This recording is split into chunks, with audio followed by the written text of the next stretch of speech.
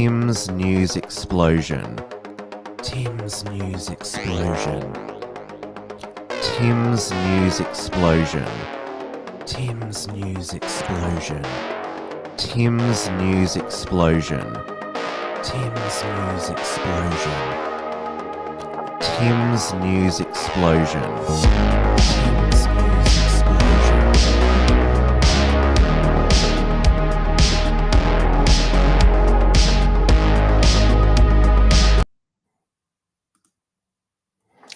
Hello everyone and welcome back to Tim's News Explosion for another week on this Monday, the 25th of November 2024.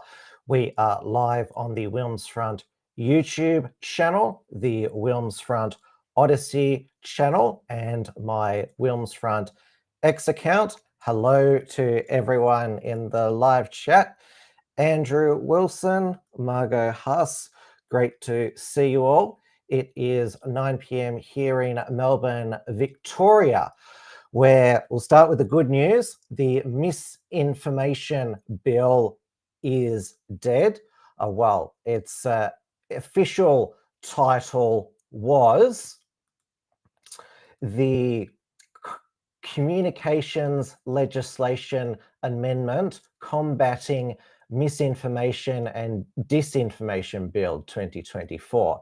So just to refresh your memories, what this would have done is it would have given the Australian Communications and Media Authority the power to have social media companies enforce on them a mandatory code where they would be forced to take down content that ACMA deems mis and disinformation. And ACMA is where the e-safety commissioner, Julian Mangrant, she falls under that umbrella. Now, this legislation was first announced that it was going to be drafted under the Morrison government when Paul Fletcher was the communications minister. And it became when the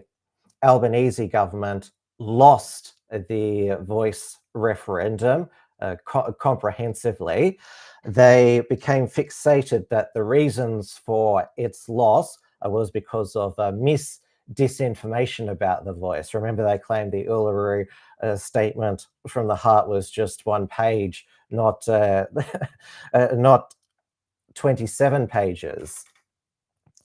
And remember also Anthony Albanese in Parliament blamed an anti-Semitic meme for the defeat of the voice as well. That was also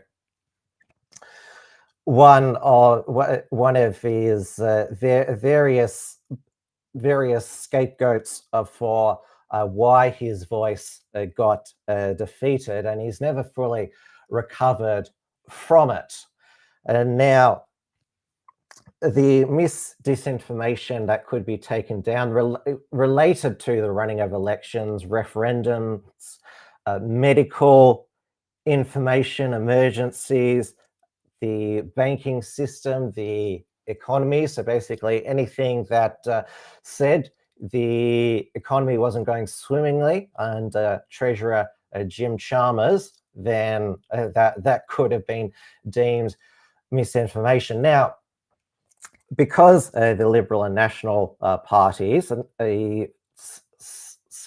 felt they got the feedback from those on the centre right and also from the centre right media that this was a absolutely alarming, chilling threat to free speech in Australia, and on the internet they decided to oppose it, even though Peter Dutton, in the aftermath of the Bondi Junction stabbing, when there was, because of an information vacuum, there was the false name put out by the perpetrator. The New South Wales police the next day put out the name of the perpetrator, Joel Couchy. So when ABC insiders Peter Dutton and said we'd be supporting it.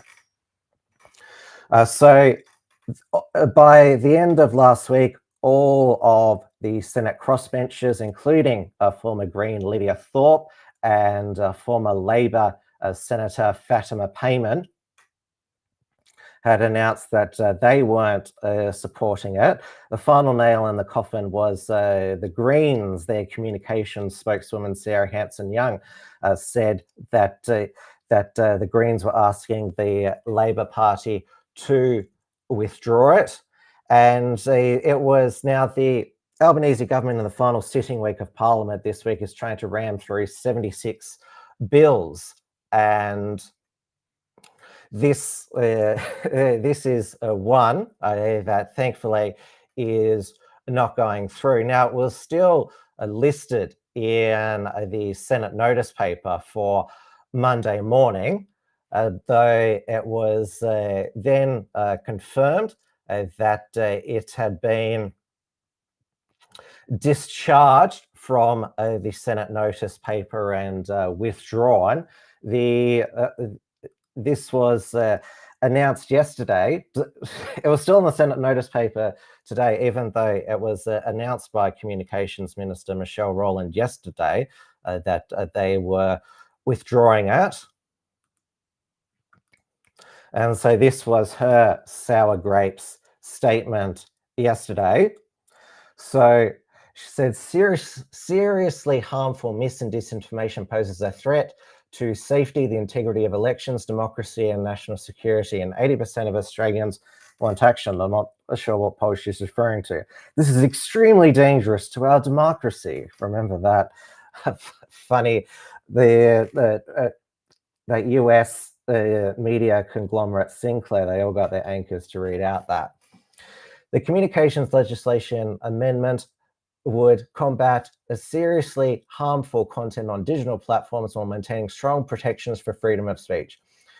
The coalition committed to legislating safeguards when in government, but chose to place partisanship above any attempt to navigate the public interest. Based on public statements and engagement with senators, it's clear there is no pathway to legislate this proposal through the Senate. The government invites all parliamentarians to work with us on other proposals to strengthen democratic institutions and keep Australians safe online, while safeguarding values like freedom of expression. It is incumbent on democracies to grapple with these challenges in a way that puts the interests of citizens first. Alternative proposals include legislating to strengthen offences targeting the sharing of non-consensual and sexually explicit deep fakes, a vital and urgent first step secured by the Attorney General. The Special Minister of State has progressed a proposal to enforce truth in political advertising for elections. Who's going to decide, who's going to be the arbiter during election campaigns on what is the truth? It's about, I have as much faith in the adjudication process of that as I had in the adjudication of what is disinformation, though the major parties are collaborating this week to get through the Parliament the legislating for not this election but the next federal election new campaign spending caps and donation caps. This is obviously to solidify, try and protect the two-party duopoly, which has been has been eroded by the Greens, the Teals, Pauline Hanson's One Nation, other independents, the Libertarian Party. Clive Palmer has already said that he's intending to challenge these in the High Court based on the freedom of political communication. The Minister for Industry and Science, that's Ed Husic, is progressing reforms on regulation of artificial intelligence. Mis and disinformation is an evolving threat. No single action is a perfect solution, but we must continue to improve safeguards to ensure digital platforms offer better protections for Australians. The bill would have ushered in an unprecedented level of transparency, holding big tech to account for their systems and processes to prevent and minimize the spread of harmful misinformation and disinformation online. So yes, very sour grapes there. Now, there's been a lot of people celebrating, although while others have said that this is just a reprieve. If Albanese wins the next election, then he and his re-elected government will just try again. Though my point of view, because this is Tim's News Explosion, is that we may have won this battle, but the war we are fighting here in Australia to safeguard free speech, or the free speech that we still have remaining, is far from over. Because last week, Michelle Rowland introduced the social media ban for under 16s legislation, the Online Safety Amendment Social Media Minimum Age Bill. Now, this is, they talk about the devil is in the detail, more like the devil is in the lack of detail. So this is the legislation that was introduced to the House. So it has here, going down, the Section 63C. So this is an amendment to the Online Safety Act. For the purpose of this act, age-restricted social media platform means electronic service that satisfied the following conditions. The sole purpose or a significant purpose of the service is to enable social interaction between two or more end users. The service allows end users to link to or interact with some or all of the end users. The service allows end users to post material on the platform. Such other conditions, if any, are set out in the legislative rules. So an electronic service specified in the legislative rules, but does not include a service mentioned in subsection 6. So go down here. Electronic service is not an age-restricted social media platform if none of the material on the service is accessible to or delivered to one or more end users in Australia, or the service is specified in the legislative rules. So legislative rules is set by the Communications Minister in consultation with the e-safety Commissioner. So all the details is to be determined later. But what Michelle Rowland, what she has said will, now this doesn't take effect until the legislation says at least 12 months after the legislation's passed. So ban for under 16s will be X, TikTok, Facebook, Instagram, Snapchat, amongst others. I should hope that if you're going to ban all of these platforms, then Blue Sky should be banned for under 16s, given that is an epidemic of groomer, transgender, degenerate, and now what are they calling themselves? Minor attracted persons content, aka pedophiles. What will not be banned is YouTube itself, instant messaging apps such as WhatsApp, and will that include Telegram as well, and online gaming. Now, child grooming can still occur on those platforms. I remember Todd Sampson in one of his Mirror Mirror episodes. He focused on social media harm to young people, and he interviewed this father whose son was an online gamer, and this pedophile managed to bribe his son, who was about 10 or 11, with these gaming vouchers worth hundreds, thousands of dollars, I can't remember, in exchange for explicit images of the boy, which is just absolutely disgusting. It was horrible to watch. So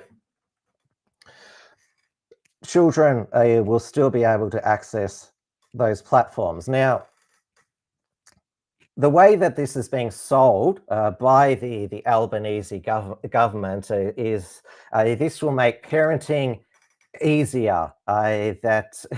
So basically, you don't need to worry. You don't need to worry as much about monitoring and educating your children, because we've got your back, which of course is the exact opposite approach. Because, well, of course, the government would prefer a sledgehammer approach, a blunt instrument to say, look how good we are. We're doing everything in our power to do your job for you, parents, and don't look here about the appalling job we're doing managing the economy, flooding the country with mass migration, overseeing declining living standards. So the fines for social media companies for non-compliance is $50 million if they don't take reasonable steps to ensure that. So this is section 63. I've got to make sure that because there's 63F is the section about the information collected, because it talks about what information social media companies are allowed to gather, what personal information they're allowed to gather to verify age or age assurance, whatever you want to call it. The government hasn't even done its age assurance trial. They're worrying about that all that later. So accordingly, the consent of the user to access to give over their personal information for age verification purposes must be voluntary, informed, current, specific, unambiguous, and the individual must be able to withdraw the consent in a manner that is easily accessible to the individual. Sounds exactly like the COVID vaccines and mandates. So again, the government is saying, even though we don't trust the social media platforms, we're going to trust them to come up with their own age verification, age assurance process, even outsourced to third parties. And what is reasonable steps? That is, again, vague. And a good friend of the Unshackled now, I would say, Dave right now. He was on the Unshackled's US election stream. We catch up every now and then on the Dusty Bogans Thirsty Thursday. So he put together a video, and also on his Substack, all of what is wrong with this legislation.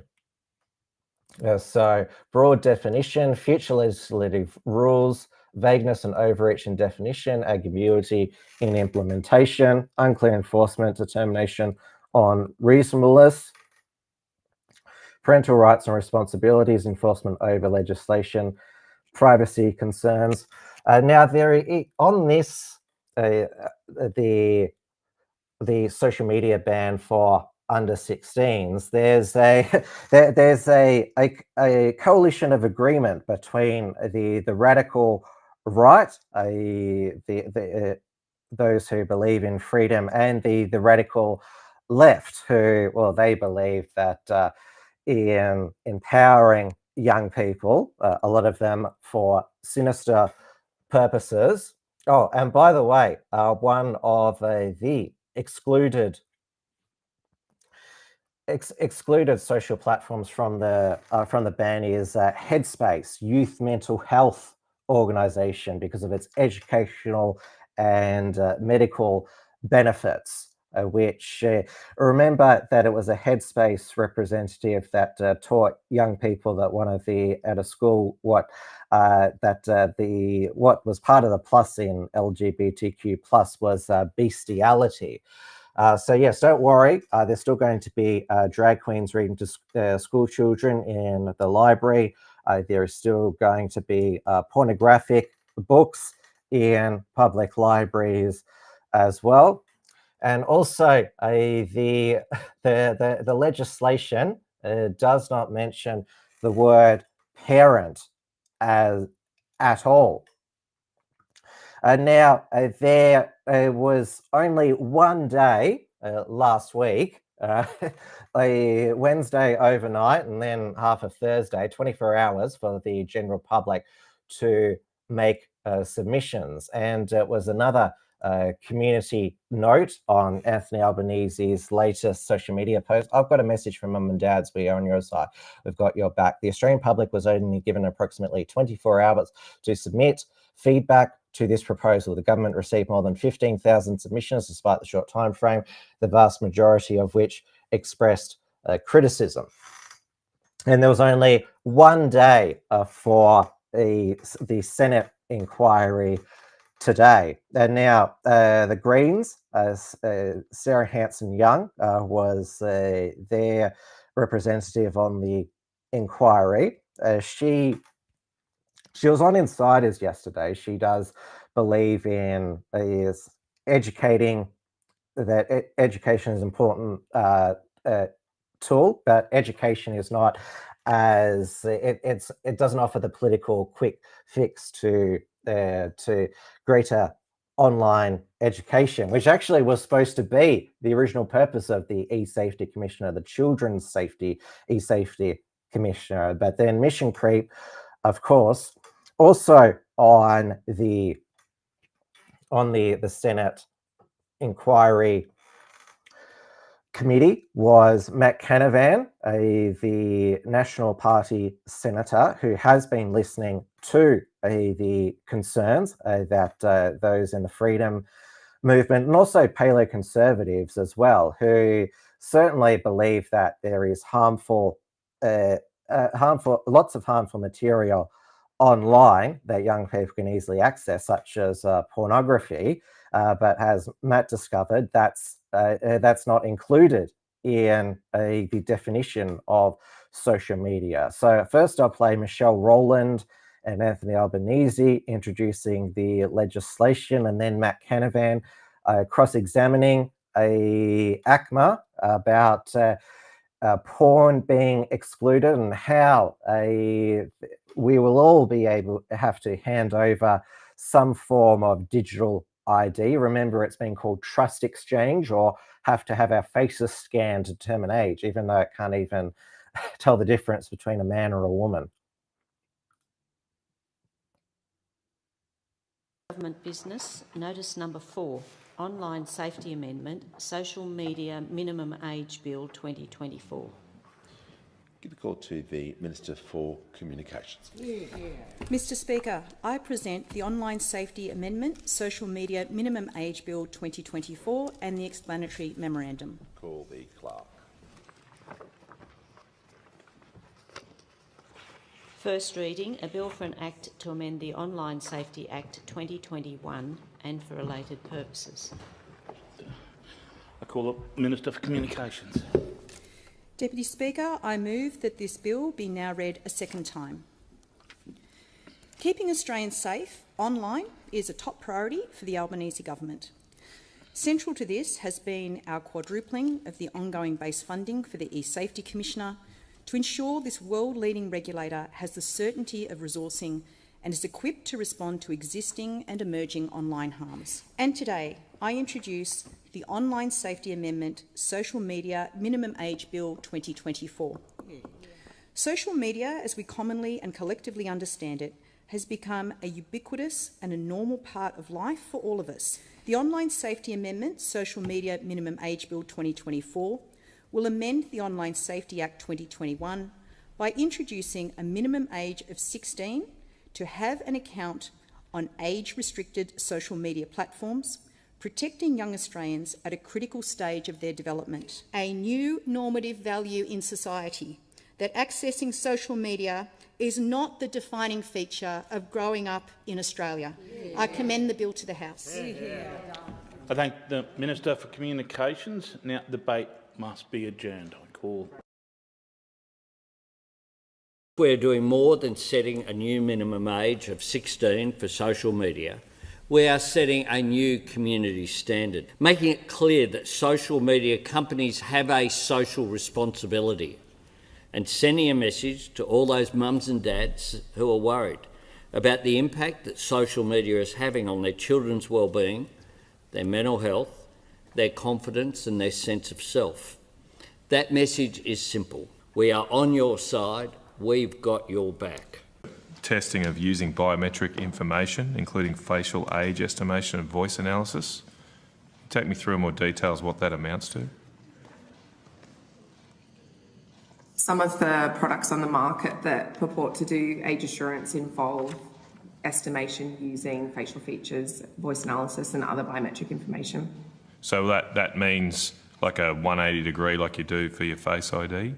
Is that what that means? Not just a selfie?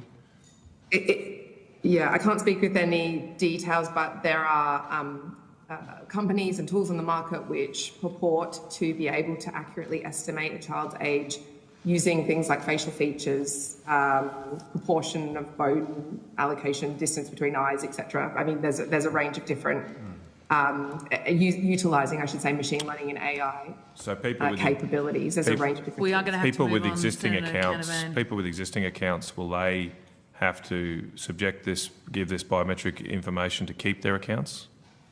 Like a 50-year-old have to do that? Where the platform doesn't already hold the age inference data that provides them, constitutes a reasonable step, it is possible they will be required to provide some further assurance. Thank you. Thank you. Thanks, Senator Dunman.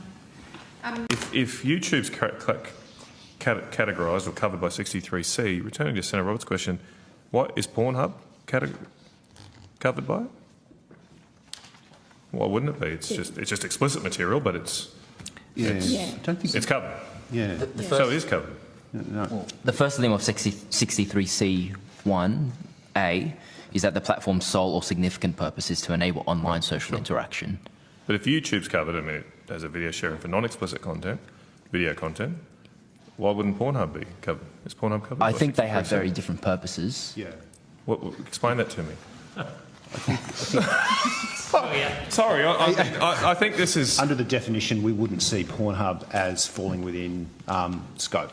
It's not seen as social media. Just explain to me in simple terms how, if YouTube is covered, how would another video sharing service with explicit material, admittedly, not be covered? So, again, Senator, it comes back to the commitment that the government's already made in relation to... No, I'm not asking for a commitment. I'm asking in the law. We've got to pass the law, not government's commitments. So in the law, how are these two services different? I think YouTube and Pornhub are completely different. I agree with that, but how are they differently defined in the law? Well, Pornhub is a site for accessing pornography, which children are not permitted to access. Show me in the law where that is excluded. Well, it comes back to the evidence before about how Pornhub is subject to a suite of other rules and regulations. Again, is that in the law? And it's also not in, and I just want to sort of go through this very carefully, there's a question of whether Pornhub is treated as a digital platform as part of this, this bill, and the evidence is that we don't see it as having the characteristics of social interaction. It's a site for... I don't speak from any experiences, but based on the evidence, it's a site. I'm struggling to understand here. It's not a site that falls into the definition. This is very vague and unclear to, I think, any reasonable person about what's in it. Now, remember, continuing on this Pornhub versus YouTube conversation, you may recall that the unsuccessful Republican gubernatorial candidate for North Carolina, Mark Robinson, it was purported that he had made Pornhub comments from a decade ago that he called himself a black Nazi, liked transgender porn, and was in favor of slavery. That is because underneath videos like YouTube, Pornhub allows comments. So they're basically the same in that they're video hosting platforms that allow channels and have comments underneath. But as you saw by, well, ACMA, apparently they're the experts there. So Pornhub is not under this definition of a social media platform. But then again, pornography should be restricted to over 18s. I hope that's what he was talking about, that it is subject to a whole other suite of measures. But to access Pornhub in Australia, you don't have to hand over a digital ID.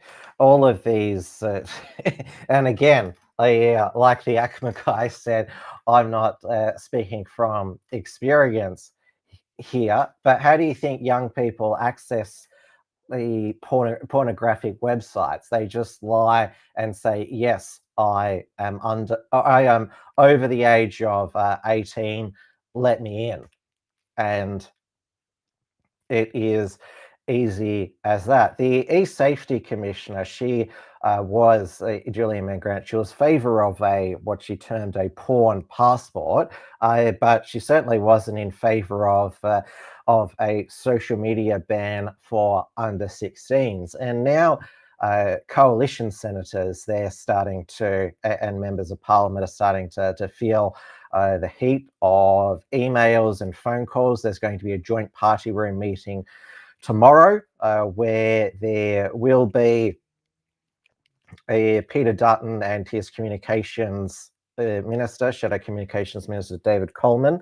We'll hear from concerned backbenchers. We don't want this to be force everyone to use digital ID. And you heard Albanese there, it's about sending a message. So it's basically about a virtue signal. You wonder if they will back down and just say you just have to tick that you're over the age of 16, because I hope that this becomes like The Voice, because as Albanese tries to pitch himself to the anxious parents that I will take care of this for you.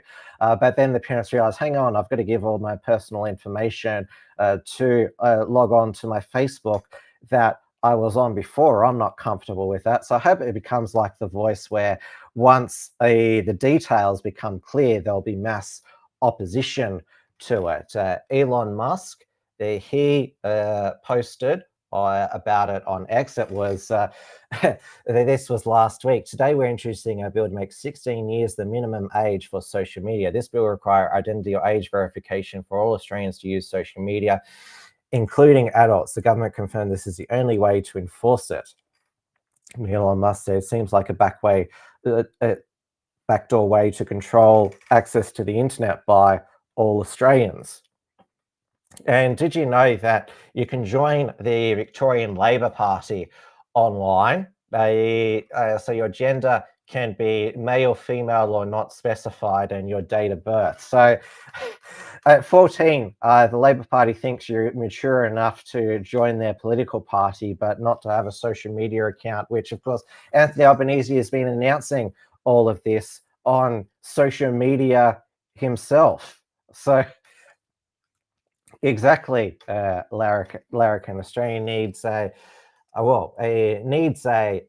Elon Musk and Vivek Ramaswamy to drain the billabong. There has been concern. I was watching ABC Insiders yesterday that because Elon Musk is now right-hand man to Donald Trump, he could suggest to Trump to sanction or put tariffs on Australia because of our lack of respect for free speech. Trump's vice president-elect,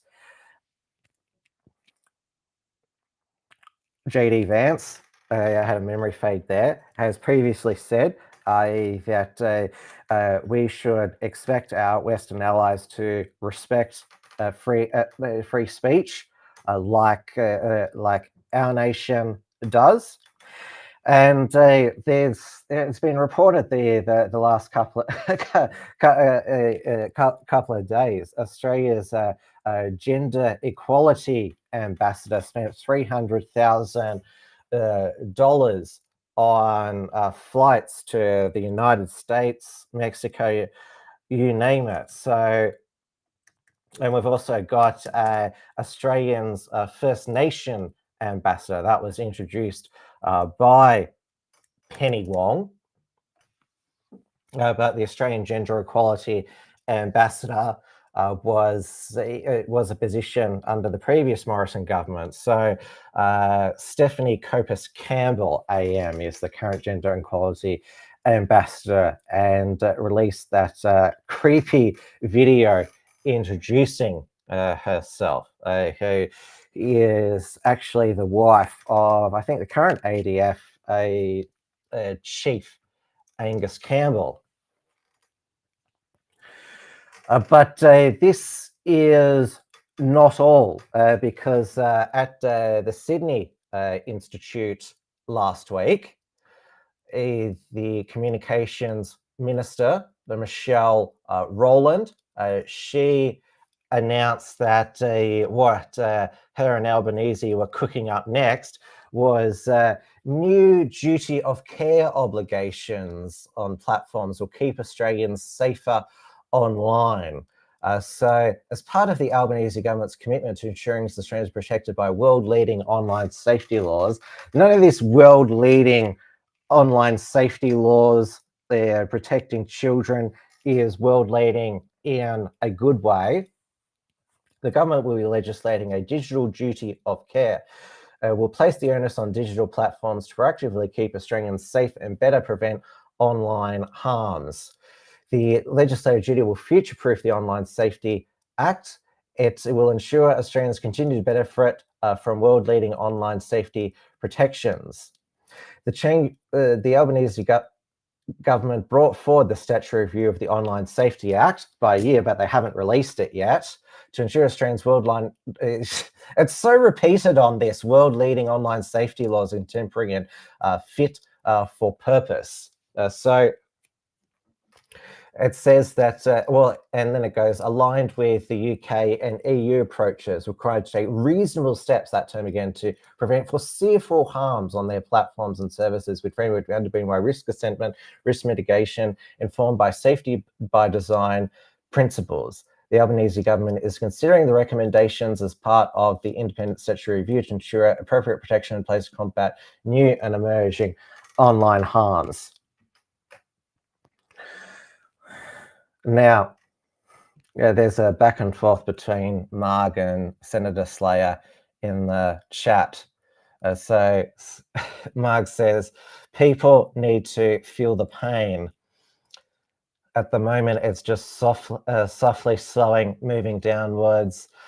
People are resting on their laurels. Well, certainly there was too much of that during the COVID lockdowns and mandates. Australians were super compliant, and I certainly hope, I'm more optimistic that they won't just go down the same path again and embrace the digital ID, like they so embrace the QR codes, downloading the service apps and signing in everywhere with their COVID vaccine passport. But I'll tell you who the Australian government does not like using facial recognition, and that is retail outlets. Now, the Office of the Information Commissioner, who is the national regulator for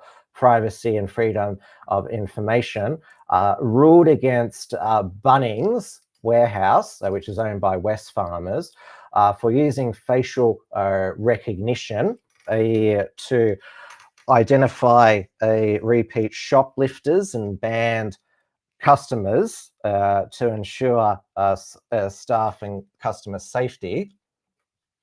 Now, they have announced that they're seeking a review of the Privacy Commissioner's determination. Now, unlike other people, I'm not that concerned about the CCTV in retail outlets, or even the fact that the Facebook algorithm knows that I've been to an online website and advertises to me, because I'm more concerned about the government, which has the power to make laws that can imprison you, ruin your life, surveil you.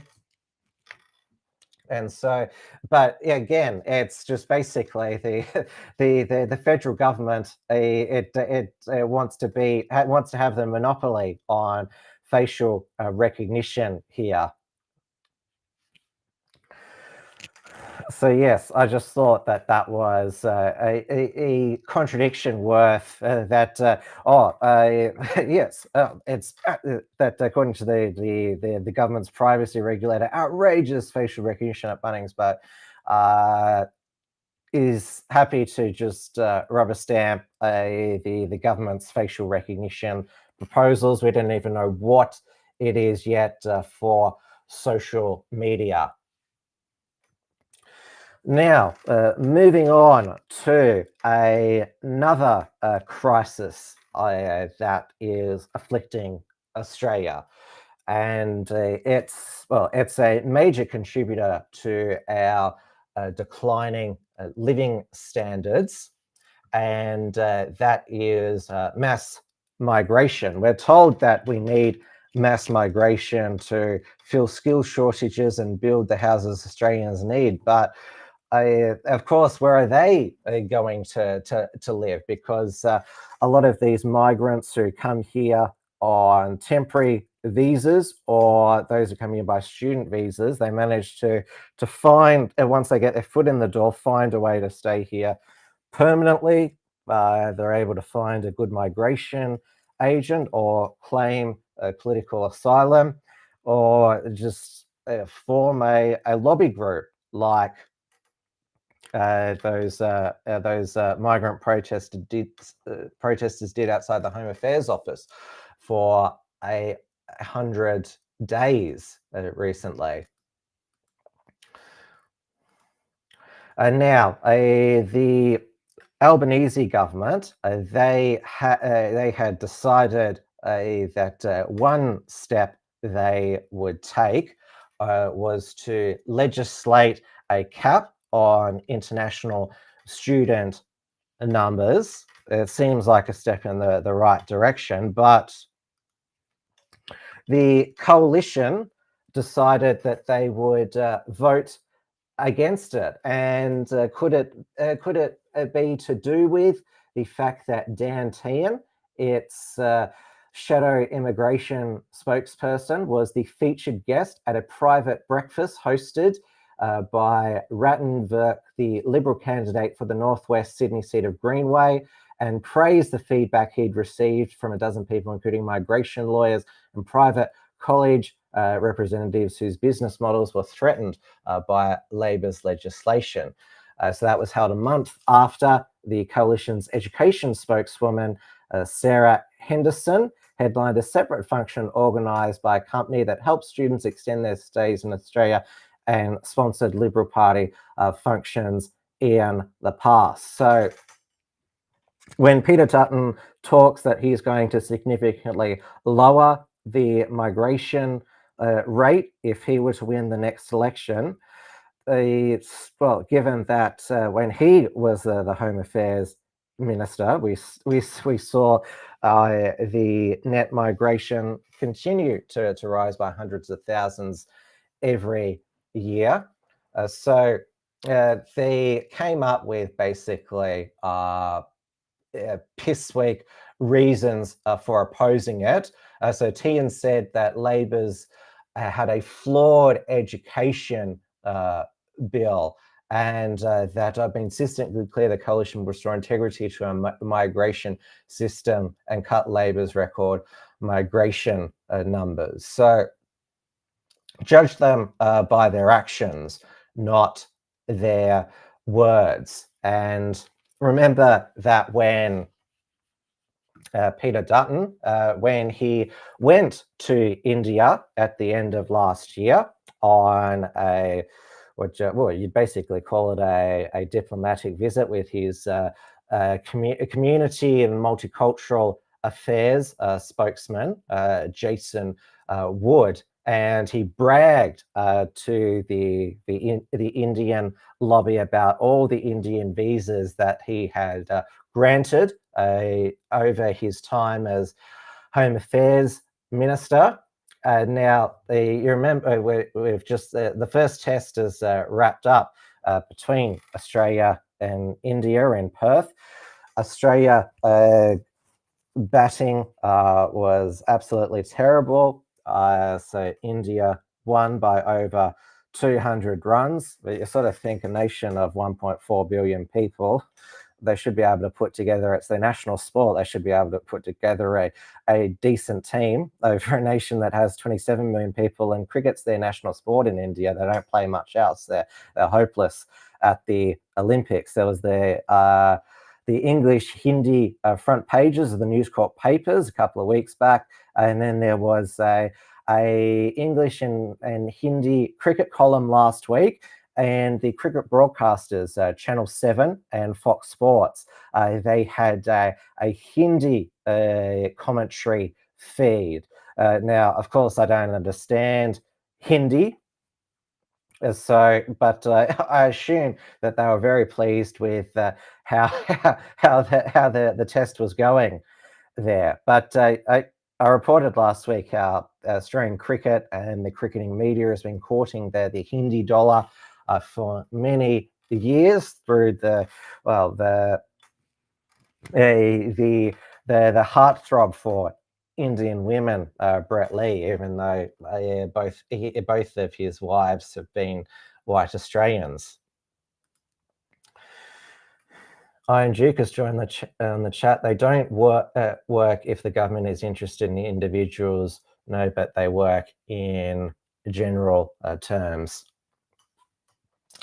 And Larrikin says, and I thought I was a black pure. Well, the Uniparty in Australia, they're obviously combating in the theatre of Parliament, but of course the Dutton-led Liberal National Party now no longer believes in free speech. In fact, they have been calling for tougher hate speech laws at the federal level. We do not know if the John Pesciuto Victorian Liberal opposition will be supporting the Allen Labor government's expansion of Victoria's anti-vilification laws to expand to sex, sexual orientation, gender identity, disability, and remember, expanding penalty, 5 years in prison for threats and intimidation. And now John Pesciuto is awaiting a verdict in the defamation trial that Moira Deeming brought against him after he expelled her from the Liberal Parliamentary Party room on the second attempt because she attended the Let Women Speak in Melbourne in March 2023 as part of Kelly J. Keen's tour of Australia. And then, of course, Thomas Sewell and the National Socialist Network turned up. Well, it's happened again. Well, not Moira Deeming, but the National Socialist Network attending not just an event that Liberal MPs were present at, but actually headlining. So neo-Nazis' attendance at Liberal-hosted rally sends MPs scurrying. So last Tuesday, the Liberal member for Berwick, Brad Batten, who's the Shadow Police Minister, hosted a community meeting in Berwick over the lack of consultation of the Berwick locals over the renaming of Berwick Springs Lake to the founder of Sikhism, Guru Nanak Lake. And the only reason that this made the Age is because they, or someone who was watching the Joel, Blair and Tom show last Thursday, was watching where Joel and Tom said they were in attendance. So according to Brad Batten and Anne-Marie Hermans, who is a upper house MLC, they told the Age that they left as soon as they saw the National Socialist Network members turn up, because they were wearing their black uniform shirts. So it's so the Age reports that Sewell and Davis discussed their attendance at Tuesday's rally, or repeatedly using vulgar slurs in a live video on Thursday night seen by the Age. Upon becoming aware of these individuals, Victoria Police were immediately alerted, and Liberal MPs in attendance left the event, an opposition spokesman said after the Age contacted Batten and Hermans on Friday. So Prosciutto said on Friday it was not clear to him the men had attended to support the cause of the rally. That's what they were there. Well, they were there to basically embed themselves in a community event, because they wanted to basically say, oh, we agree with you because we don't want this lake to be named after a non-white immigrant religion. And that Batten and Hermans responded exactly as they should, by leaving quickly and informing police. So though it doesn't seem like more redeeming, they're going to be dragged into a meeting by the Victorian Liberal leadership team, and which will be secretly recorded, where they'll be ambushed. So that's what I posted on X, and more redeeming self, she posted on X that despite recent political precedents that have been set, my own position remains unchanged. Guilt by association is a harmful, reckless fallacy, the refuge of bullies and cowards who cannot win arguments on merit. Accusations of guilt by association over intrusions of race-baiting political opportunists into other people's legitimate causes actually platforms and promotes their hateful agendas by granting them heckler's veto. I sincerely hope that injustice is not compounded by injustice. But John Prosciutto, a victim of his own precedent. Now, you'd probably say, oh, Moira Deeming didn't leave right away, and she drank champagne with Kelly J. Keane and Angie Jones and Catherine Deeves, where they engaged in conspiracy theories that the National Socialist Network were paid activists by Victoria Police and the Victorian government. Of course, their smoking gun was always that Nathan Bull, prominent National Socialist Network activist. His father's a Victoria police officer. Then how come Nathan Bull has been charged with doing a Nazi salute at the Nova Theatre in Carlton by Victoria Police? Clearly, is that part of the police operation? That would seem quite preposterous. Hello, Dawn Browning. No, the cap on Indian students that has not passed. Well, we give the minister the power to set international student caps. Now, John Prosciutto, if he survives the defamation ruling, which we're hoping is due next month, the next test of him will be the Paran by-election, because Sam Higgins, the former Greens member for Paran, he was kicked out of the party for having a consensual affair with a staffer when he was married with children. So the Greens have their own bonk ban in place that bans their MPs from having sexual relations with their staff. Remember, this became a precedent after Barnaby Joyce's much publicised affair with Vicky Campion, who is his media advisor. They're now married and have 2 sons together, and Malcolm Turnbull introduced the bonk ban as a violation of the ministerial code of conduct. It seems quite puritanical of the Greens, so that they're policing their MPs' private relationships. They would, of course, there's the argument that there's a power imbalance, but they're still consenting adults. Obviously, he has some explaining to do, Sam Higgins, at home, but certainly, although Barnaby Joyce lost his job as Deputy Prime Minister, he did come back eventually. Now, some updates on the other charges of National Socialist Network activists. So there is Thomas Sewell, a Victoria Police. They have now charged him over offensive behaviour over their march down the main street of Ballarat in December last year. And remember, Victoria Police crash tackled and cautioned a teenage boy who gave a Nazi salute as they walked past. It was banned during that time. So he will face a Ballarat Magistrates Court on December 16.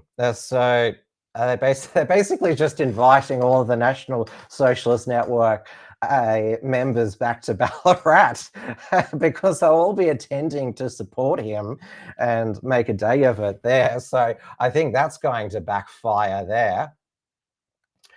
So this is in addition to the 2 counts of intimidating a police officer's family, and then of course there is the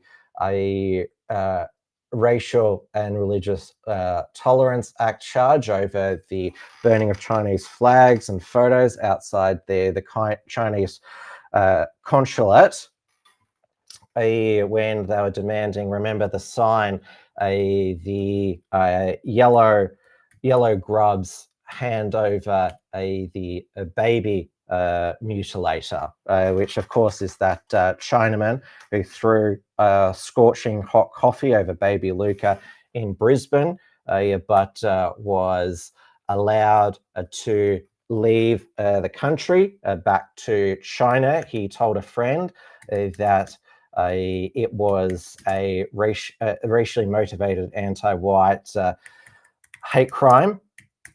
Though I'll tell you who the police managed to catch before he left Australia for Thailand. That was the vandal, the anti-Semitic vandal of cars in Willara last week. One of the vehicles was set on fire. Muhammad Farhat, 20. So he was nabbed before he left for Thailand. So he will spend 2 weeks in a jail cell before being able to apply for bail.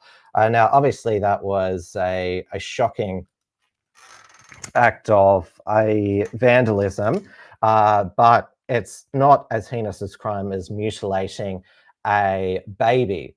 So, yeah, they managed to nab him,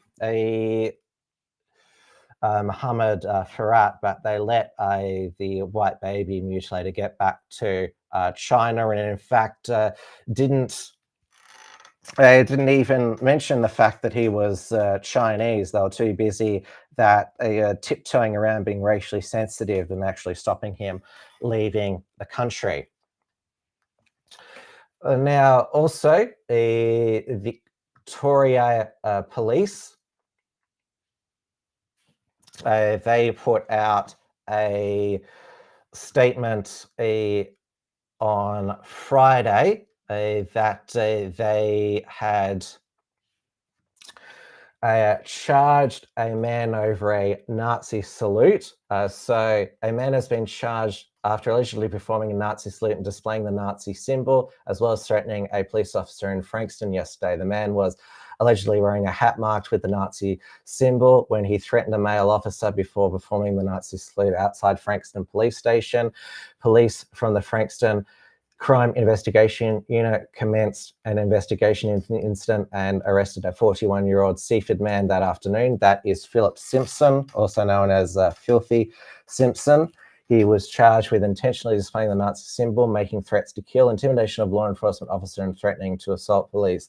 The man was bailed to appear in Frankston Magistrates Court on 19th of December. It's going to be a busy end of Christmas before for the courts. And also today, Stephanos Arakilis, also known as Australian Meditations, he was back in the Heidelberg Magistrates Court today, charged with swastika vandalism in a children's playground.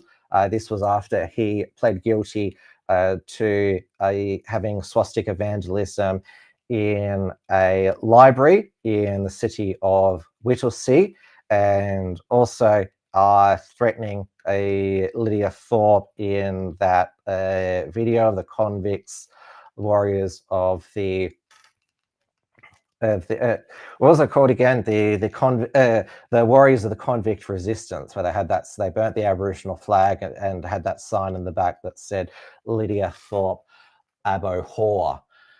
Now, while not a national socialist, but he is being smeared as one, is actor Damien Richardson. So you will remember in the ABC hit piece against the National Socialist Network a couple of weeks ago, where it had Thomas Sowell that featured him saying that he would become a terrorist if the government took his children away, and said that then he'd start killing police and judges, and he'd encourage people to do the same. It also aired the footage of Damien Richardson at a National Workers Alliance meeting. It was a couple of months ago now, raising his hand in the air in what looked like a Nazi salute. He was saying, "Oh, if I do this, I'm going to go to jail." So he was doing it for educational purposes. Now, he wasn't charged back then, but apparently Victoria Police is still investigating, even though they've got the footage. So there's a new cancellation effort against Damien Richardson. I haven't heard if his play Cookers is still going ahead. He has pulled out of a play with Michael Gray Griffiths, his Cafe Locked-Out and No Goat Show colleague, from a play called Precious. I don't think that's the one with that really obese black chick in it. I remember that film produced by Oprah. Now, I'm hoping that I'll get a chance to speak to him at the Melbourne Underground Film Festival from the 8th to the 12th of December. And now tickets are $20 for each night. I will make sure to remind you all that it's up and coming at the end of the explosion. But I definitely will be seeing Damien Richardson at the next National Workers Alliance meeting, the third one. We will not be silenced. This is the poster: Stop Demographic Replacement, Mass Immigration, Media Lies and Manipulation. So Damien Richardson is speaking along with Matt Trihi. So Friday, December 13th, doors open at 6:30 p.m. at the Polish Club at 1325 Stud Road, Rowville in Melbourne. Free entry. Now, that's where the first National Workers Alliance event was at. Now, remember, all of the Antifa activists, they called the Polish Club the next day because Joel Blair and Tom were there as well, saying, "You've made this. You haven't learned from history. You let Nazis into Polish territory again." Though the Polish club, they are happy to host the National Workers' Alliance again.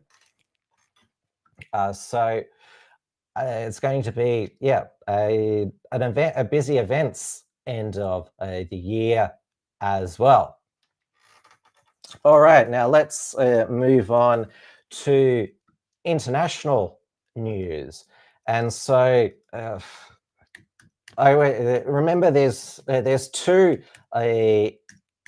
international criminal, basically Star Chamber show trials. So there's the International Criminal Court. So this is the one that has issued the arrest warrants for Benjamin Netanyahu, which the UK and Canada have said that if Netanyahu arrives on their soil, he will be arrested, along with, and the same will apply to Israel's former defense minister, Yoav Gallant, over alleged war crimes. So this all started over South Africa's, they brought a case before the International Criminal Court, alleging genocide in Gaza, ignoring the white genocide in their own country. That should be another case itself. But international law, it's a bunch of bullshit. These courts have no jurisdiction. Penny Wong has been very vague whether she'd arrest Benjamin Netanyahu. Joe Biden has basically said this is ridiculous. Netanyahu has already been to the US to address a joint sitting of US Congress and didn't get arrested. The one that's attached to the United Nations is the International Court of Justice. Again, another Star Chamber, kangaroo court, whatever you want to decide it. The COP29, which is organised by the United Nations, the big meeting of COP29 in Azerbaijan, which Chris Bowen, our energy minister, was at. There was another round of shakedown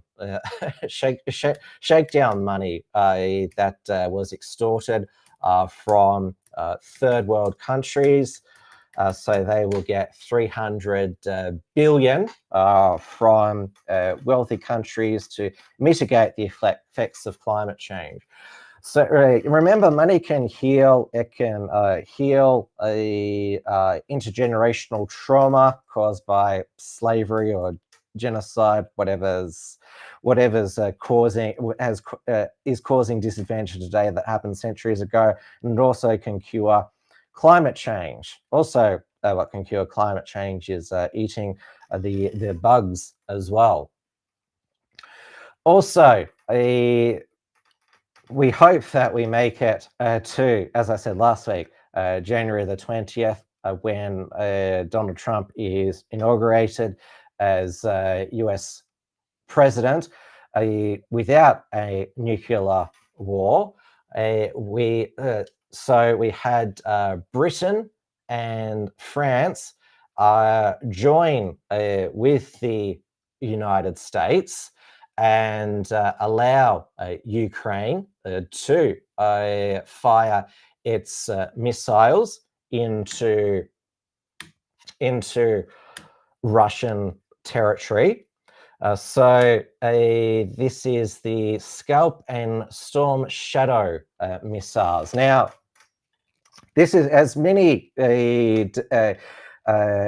defense experts have pointed out, and I recommend you watch Tucker Carlson's interview with Glenn Greenwald on the Tucker Carlson network. Glenn Greenwald hosts System Update on Rumble.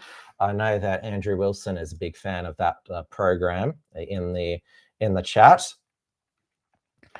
So Ukraine can't operate these missiles by themselves. It's not like that. It basically they get sent the missiles. There's just some IKEA instructions in the box and they assemble it.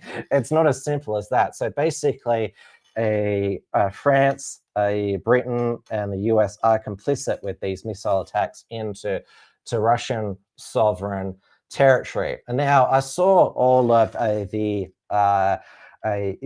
forever war stand with Ukraine cheerleaders such as Drew Pavlou, Konstantin Kisin of Trigonometry, and Julia Hartley-Brewer of Talk Radio say, oh, Putin's been, because he signed a new a declaration which lowered the threshold for using nuclear weapons to missile attacks from NATO countries into Russian territory. They say, oh, he's been threatening to use nuclear weapons since the beginning of the war. Oh, we've got to call his bluff. Well, Vladimir Putin confirmed that that Russia launched an intercontinental ballistic missile, ICBCM, without nuclear warheads in Dnipro in Ukraine. So this is the first time an intercontinental ballistic missile has been used in combat in this war, but it's okay because it was not nuclear, so we don't need to worry. That's not an escalation. We can just keep ratcheting it up. So they say that, oh, Putin's bluffing. Don't worry, we can just keep escalating that war, even though they called him Mad Vlad. If he's Mad Vlad, wouldn't he be mad enough to use nuclear weapons, or is that just, you know, a slogan? And Tucker Carlson made the point that basically we are at the world is at the mercy of Vladimir Putin.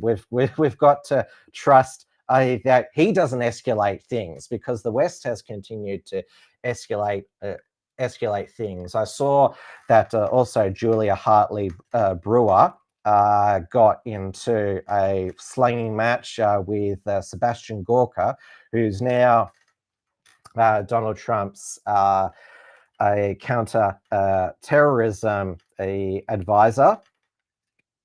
So she was like, oh, if the US was at war with Canada, what territory would you be willing to give up? Again, that false equivalence, ignoring the history that Russia and Ukraine have in shared unions over the years. Again, you can watch Vladimir Putin's first 30 minutes of his interview with Tucker Carlson at the Kremlin. So again, these false analogies, or if Australia was invaded, we would defend ourselves. That's exactly what Ukraine is doing. I'm going to get into the current nominations of for the Trump administration. Now, Nick Fuentes, being the black pillar, he claims that it would have been better if Kamala had won because it would have accelerated things, which is absolutely naive. If Kamala had won, it would have been the end of MAGA. The Republicans would have gone back to the Bush, Cheney, McCain dynasties, become the party of Mitt Romney again. Completely naive. I think he's gone back to being sulky. There have been some very average appointments into his administration.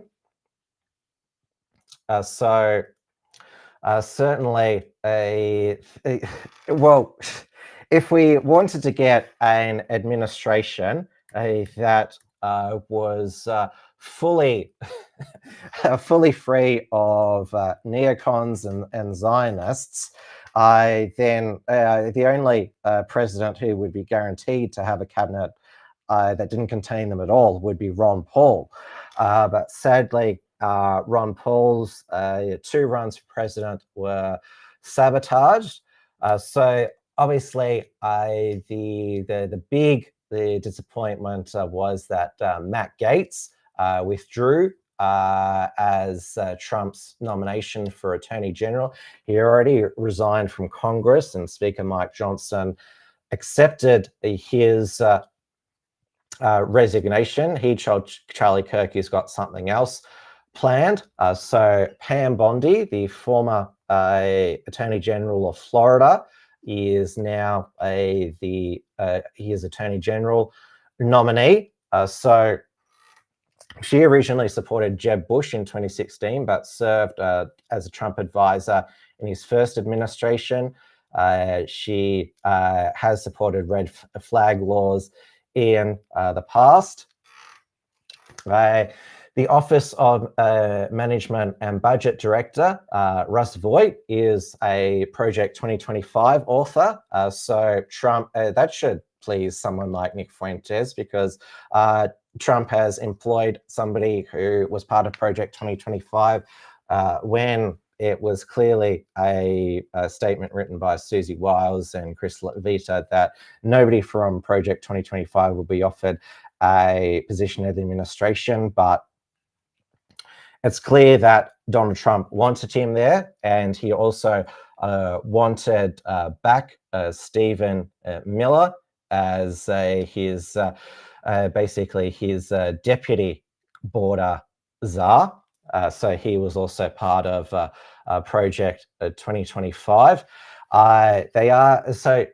They attacked Matt Gaetz over a ethics report which hasn't been released from the House, which apparently he did sex and drugs with underage girls. Though, of course, the weaponized Biden Justice Department on the Merrick Garland, if there was this sort of smoke, they'd catch the fire for sure. So Robert F. Kennedy Jr., he is still Trump's nominee for Health and Human Services. So is Pete Hegseth for Defense Secretary, although there is a woman claiming that he raped her, even though she left her husband and kids in a hotel room to go over to his hotel room, and then she was raped. He paid out a settlement NDA. The latest to be found liable for rape to be E. Jean Carroll. This is what it's called now, is Conor McGregor, the ex-UFC MMA fighter. This has only come out. It was like 7 years, almost 7 years old, this alleged rape, and she came to him. Again, like these people are going to places into these rooms where, like, that's not normally how, and I'm generalizing here, not normally a rape happens. Normally a rape is predatory.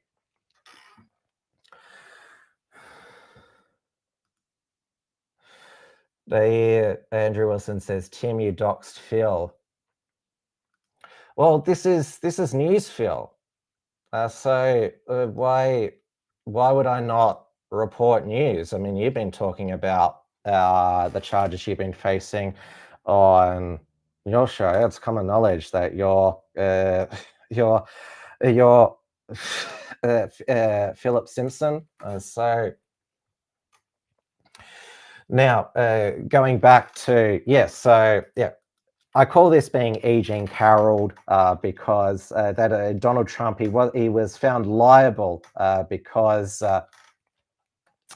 E. Jean Carroll claimed that Trump raped her in a department store in the 90s, and a jury, because a civil jury is it's on the balance of probabilities, so not beyond all reasonable doubt. Remember, there was the second lawsuit damages because Trump had denied it. Remember, she told Anderson Cooper, E. Jean Carroll that she found rape sexy, and her cat was named Vagina. Remember, he said it that way. So when there's a man that they don't like, who is running for a powerful position, they tend not to be criminally charged with sexual assault. It's always civilly. Now, going back to the final slots in Trump's cabinets, now, they've been saying that Trump is filling his administration with celebrities because, well, they don't mention that Pete Hegseth is a Bronze Star recipient, served in Iraq and Afghanistan. He's the weekend host of Fox and Friends. And his Secretary of Education nominee is Mrs. McMahon, married to the Mr. McMahon, Vince McMahon, founder of WWE. Linda McMahon, she, of course, took part along with her husband, along with her daughter, in WWE events. Now, of course, she's a good fit for educating children.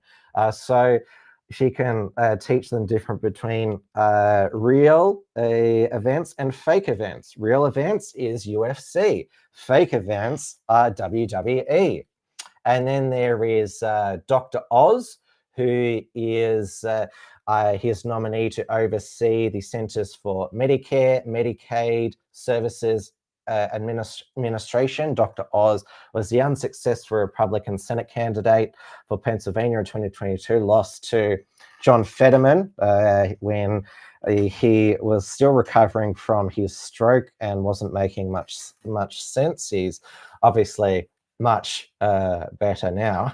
I think that sort of his inner Zionist sort of cured him. It was only after October 7 he started actually being able to speak properly. So Dr. Oz, he was the first to basically be wedged by the abortion issue post Roe versus Wade. Now, he's been attacked by MAGA people because he platformed transgender children on his Dr. Oz show, and also he filmed himself getting the COVID vaccine. They're not too keen on his Surgeon General pick, Dr. Jeanette Niwosha, because she was pushing for masking children and also pushing the booster, though she did later recant on the continued COVID excessive policies of the Biden administration. Though he is nominee for FDA Commissioner, Marty Makari, another Indian. He has talked about the corruption of the FDA. So there is rumors that he could appoint Jay Bhattacharya as head of the National Institutes of Health. He, of course, was the author of the Great Barrington Declaration, a Stanford professor. A reason I accidentally said butter chicken is because, his last name sounds like butter chicken, Bhattacharya. So he is a Treasury Secretary. Now, this is another appointment that Nick Fuentes is also bummed about, if you'll pardon the pun. So that is Scott Bassett, who is from South Carolina, married to his husband and has 2 children. So they're saying, how can Trump be anti-woman and anti-gay when he's appointed Susie Wiles as his chief of staff and openly gay dad as his Treasury Secretary. Now, he has been also attacked because he worked for Soros in the 90s, but he is pro-gold, and he is also pro-crypto. So again, there's a lot of good. Some of his nominees have mixed records, but he has to get all of these confirmed as well. So this is the thing. I've previously said that I believe that a president should be able to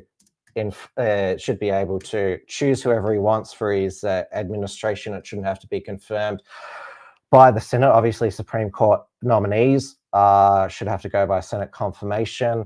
Though such a change would have to be in the US Constitution. Though the new Senate Majority Leader in the Senate,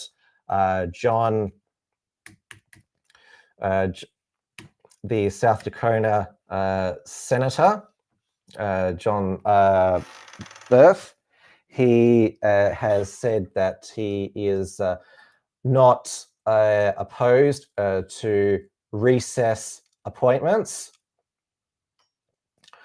So we shall see. Hopefully, we can get Tulsi Gabbard as the Director of Director of National Intelligence, getting tongue-tied, and Robert F. Kennedy Jr. as the Secretary of Health and Human Services. But I stress again that, of course, there was going to be Zionist neocons and a lot of mediocre previous swamp monsters in his administration. So yes, I certainly would not listen to the. I mean, somebody like Nick Fuentes, he'd probably have a problem with the second coming of Hitler. Say, oh, he wasn't good enough. Now, even though Trump's administration is basically all positions are basically filled, they are still counting votes in California, and because they are still counting votes in California, this has mean that Trump's share of the popular vote has fallen below 50%. And so there's a lot of mainstream media and Democrat influence saying Trump doesn't have a popular mandate because the majority of Americans didn't vote for him. Well, let's look at the vote in California. So Robert F. Kennedy Jr. was still on the ballot, 1.2%, 195,000 votes. He was on the ballot still in a lot of states. He endorsed Donald Trump. If you add those votes to Trump's tally, that would get him over 50%. But way less than a majority voted for Kamala Harris.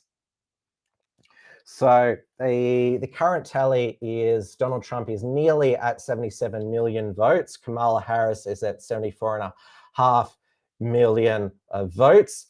So there's still roughly another 4 million votes missing from the 2020 election. They're also still counting votes in the House.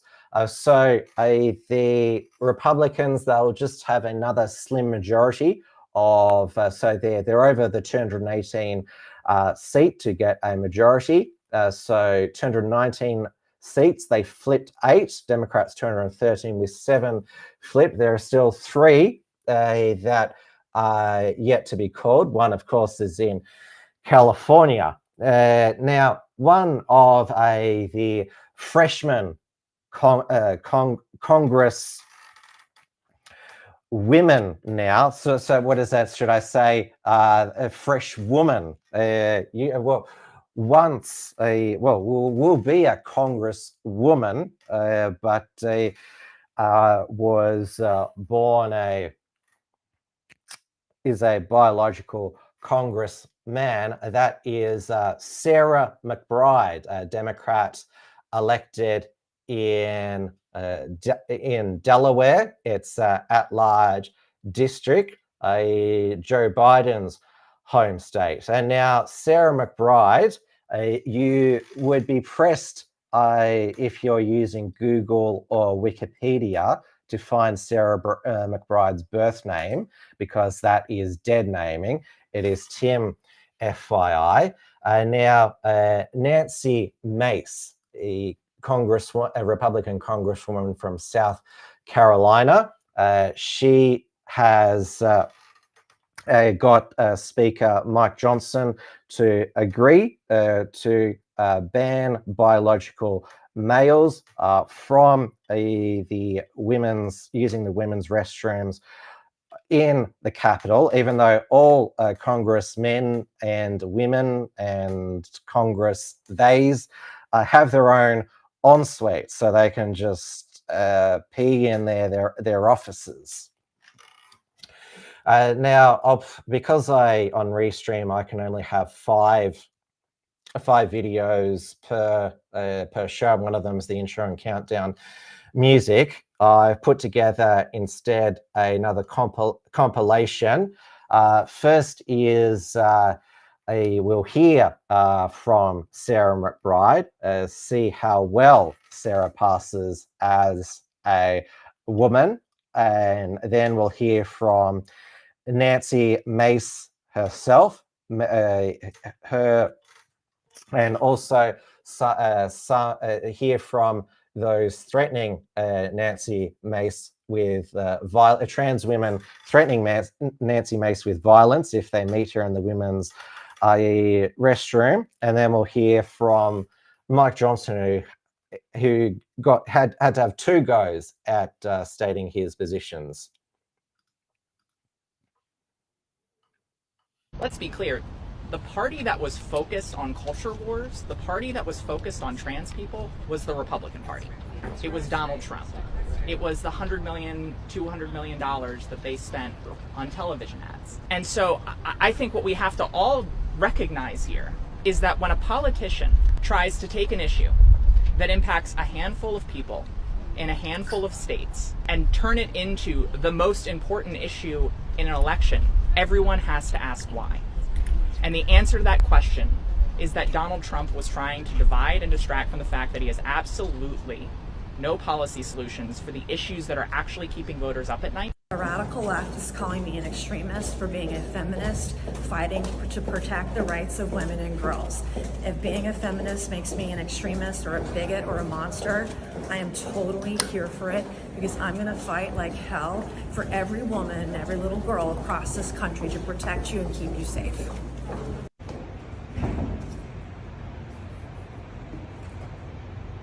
So what is this? This says you can't erase us, Nancy. Well, then you shouldn't try to erase women. That's what I have to say for any man that wants to be in a woman's restroom, bathroom, dressing room, locker room. Absolutely not.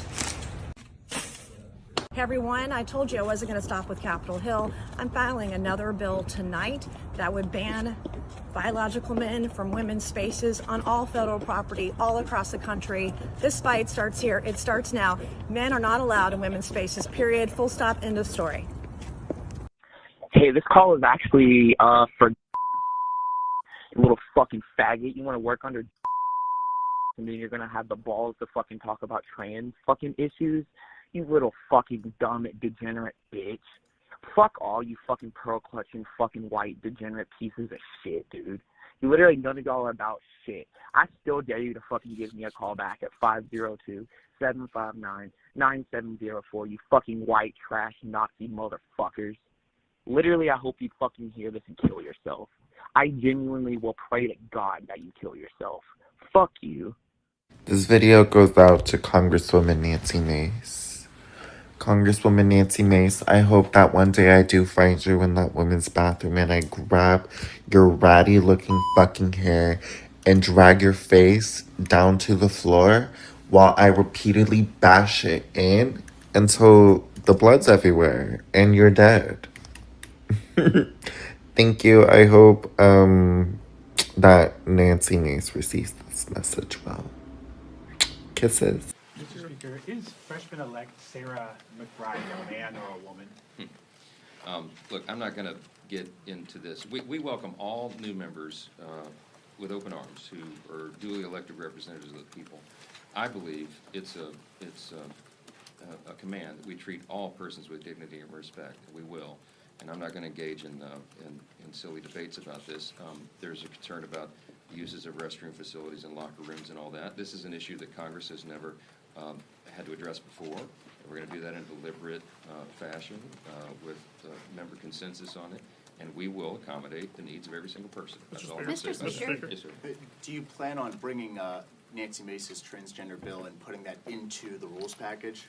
I'm not going to address the plans on any of that. I just told you what I'm going to say about the issue. I'm not going to engage in this. We don't look down upon anyone. We treat everybody with dignity and respect. That's a principle that I've pursued my whole life, and we will take care of this, issue of first impression for Congress, as we will any other thing. We'll provide appropriate accommodation for every member of Congress. Mr. Speaker. Hello, everybody. I just want to make a statement for all of you here and be very clear. I was asked a question this morning at the leadership gaggle, and I rejected the premise because the answer is so obvious. For anybody who doesn't know my well-established record on this issue, let me be unequivocally clear. A man is a man, and a woman is a woman, and a man cannot become a woman. That said, I also believe, that's what Scripture teaches, what I just said, but I also believe that we treat everybody with dignity. And so we can do and believe all those things at the same time. And I wanted to make that clear for everybody because there's lots of questions. But that's where I stand. I've stood there my whole life, and those are facts.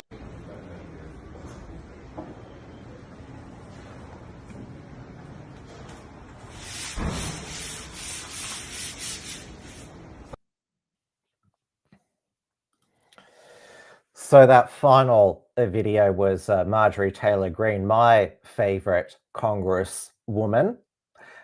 She has a sign outside her office. There are only two genders, male or female. Trust the science. And I saw this photo once of this Democrat staffer getting completely triggered by that sign out the front of Marjorie Taylor Greene's office. Now, that Venus Penis, the Instagram account that was threatening Nancy Mace in the woman's bathroom, she seems lovely. Andy No has managed to find out their identity. So it is a Portland trans Tifa extremist who has not only issued death threats against Nancy Mace, but also J.K.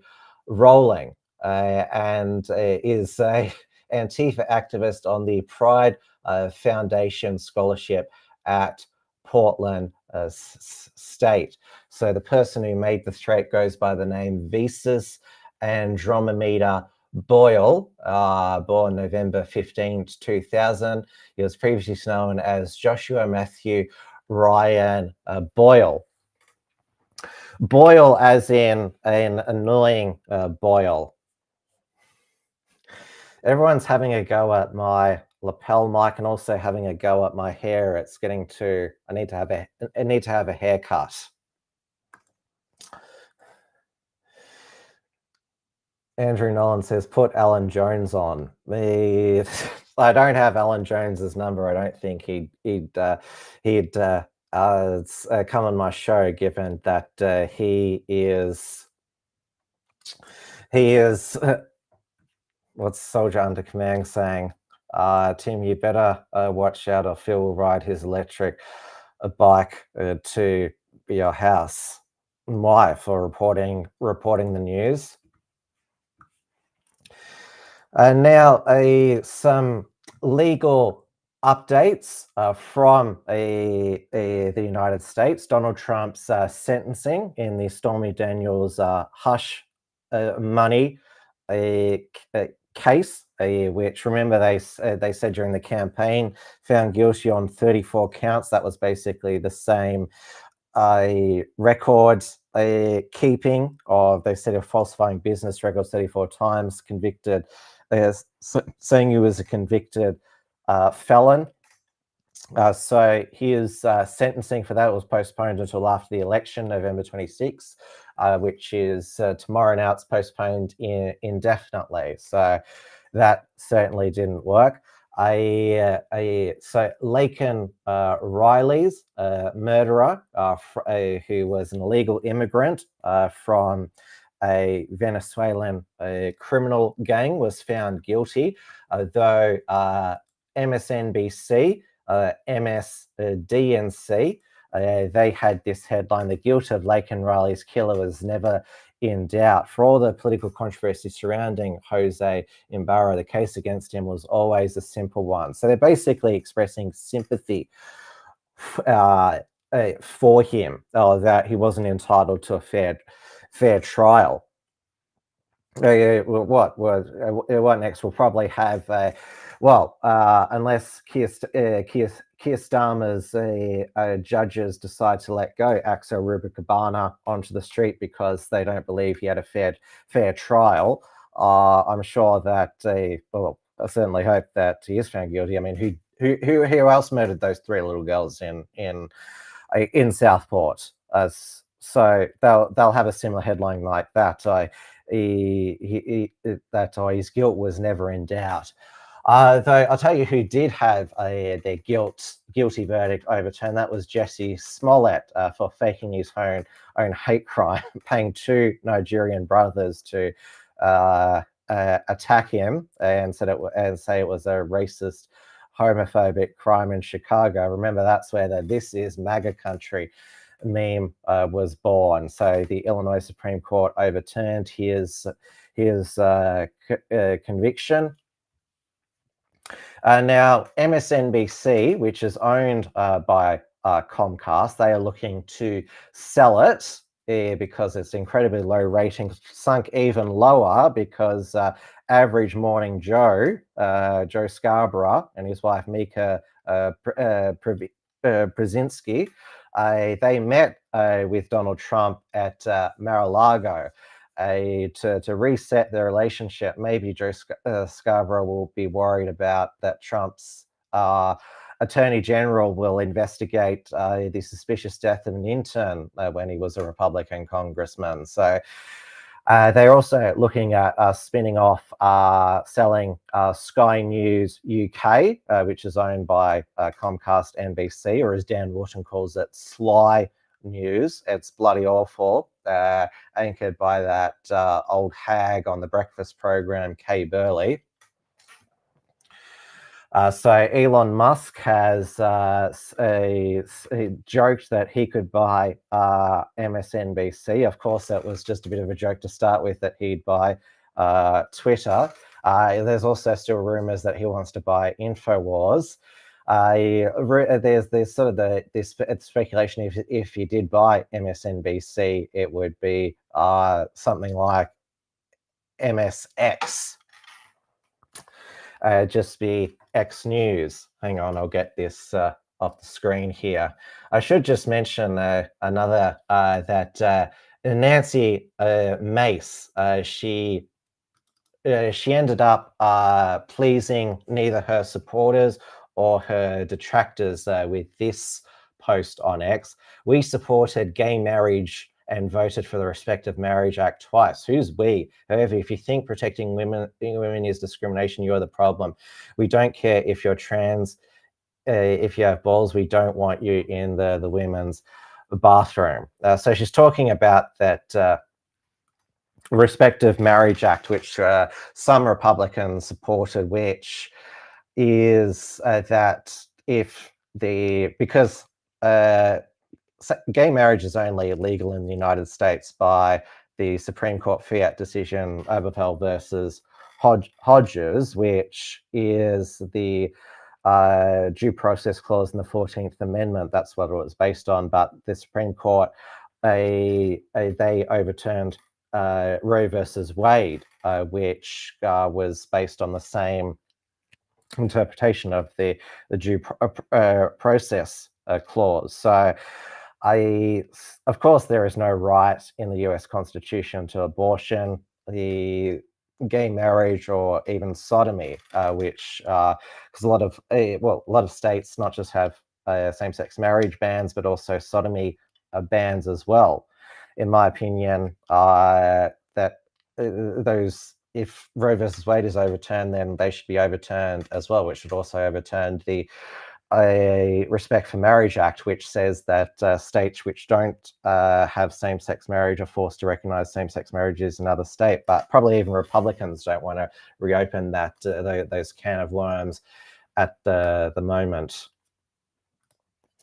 So Linda Hunter says, can we even call it a two-tier bum steers as we stand right now? They're busy transporting them further into the heartland. The long transition of governance was born into a high trust society. Andrew Wilson, you don't like my new shirt that I got for my birthday. New purple shirt. And the reason why I wear the lapel mic is because at my new studio desk here, I don't have room for my Rodecaster Pro yet, so the audio is not as good with as it would be with the Rodecaster Pro. Now there have been a pro-Palestine, anti-Israel riots in Montreal. Now, just a couple of weeks ago, there was Sikh versus Hindu riots in Ontario.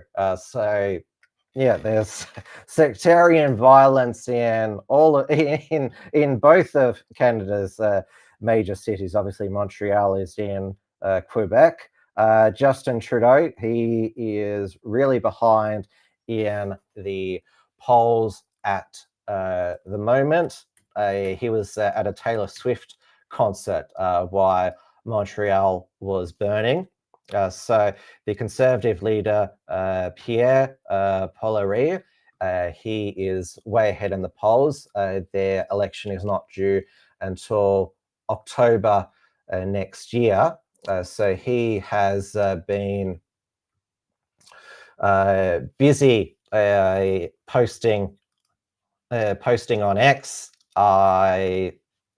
about Justin Trudeau's basically dancing to Taylor Swift while a major Canadian city was burning. You act surprised, we are reaping what you sowed. This is what happens when a Prime Minister spends 9 years pushing toxic woke identity politics, dividing and subdividing people by race, gender, vaccine status, religion, region, age, and wealth. On top of driving people apart, you systematically break what used to bring us together by saying Canada is a post-national state with no core identity. So there is hope for Canada, but the Conservative Party of Canada has also been infiltrated by members of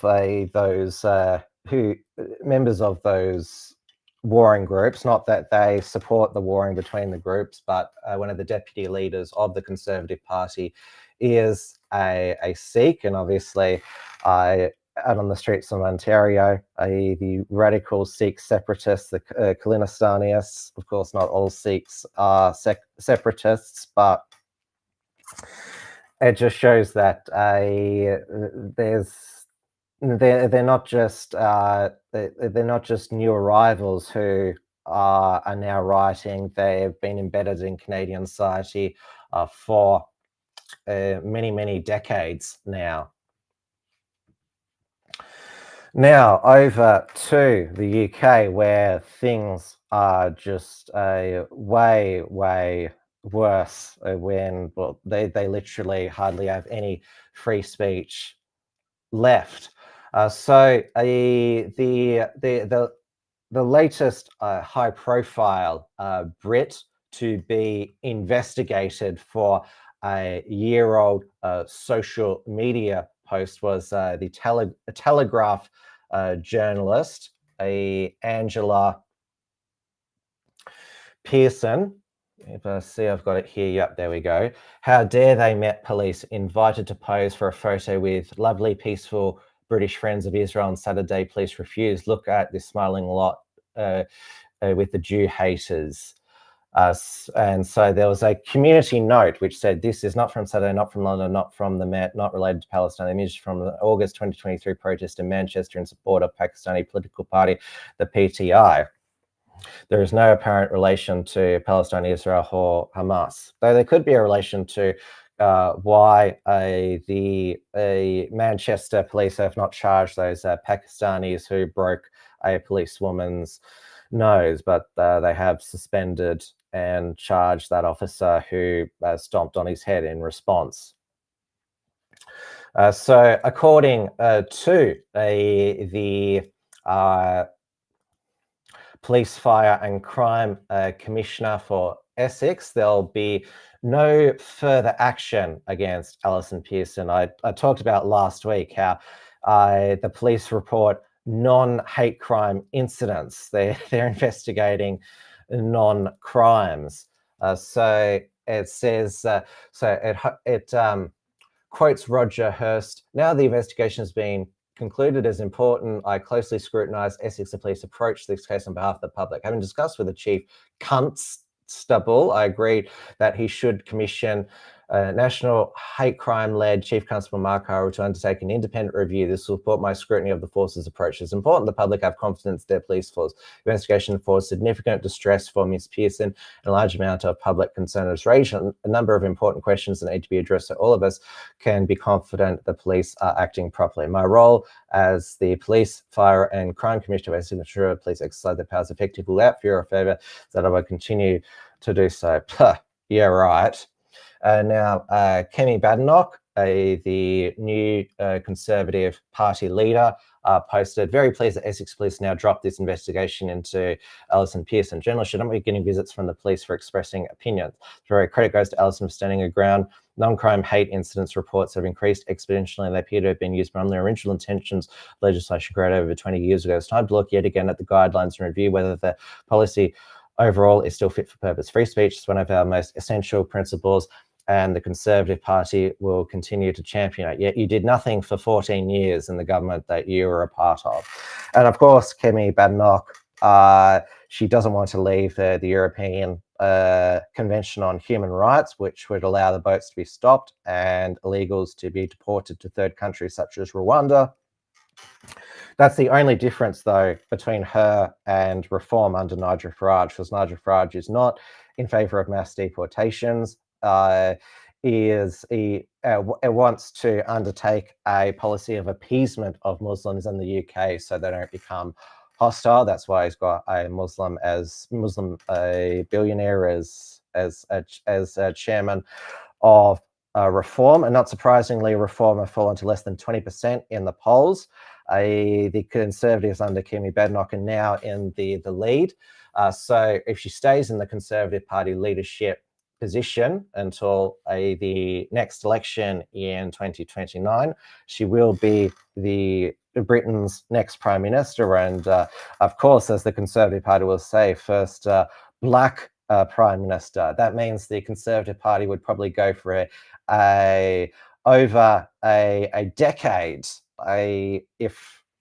with a non-Indigenous Brit leader. Although there is this petition on the UK government website, call a general election now. I believe the current Labor government have gone back on the promise they laid out in this position lead up to the last election. 2 million have signed this position. There's not going to be an early election. But it shows that 2 million Brits have signed it, just how anger there is. There was a protest in London by the farmers who are going to be slugged with a 20% inheritance tax on the family farm, because apparently they're rich. They're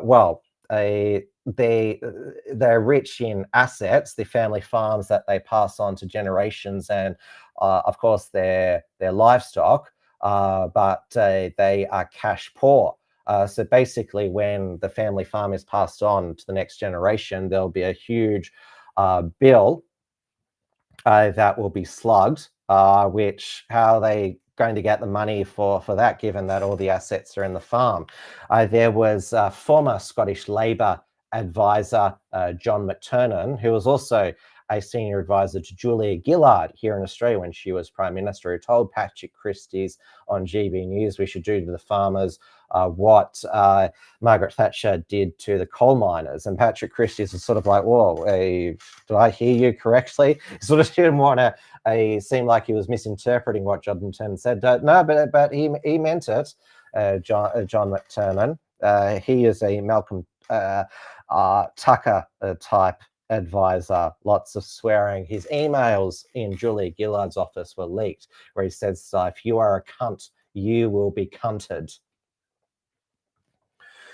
So there was a huge tractor convoy into Westminster, and Jeremy Clarkson was there. He was asked by the BBC how are we supposed to get the money to make sure that everyone can get a NHS GP appointment without this inheritance tax. Apparently, that's they're taking a leaf out of Uncle Fester, Tim Pallas, the Victorian treasurer.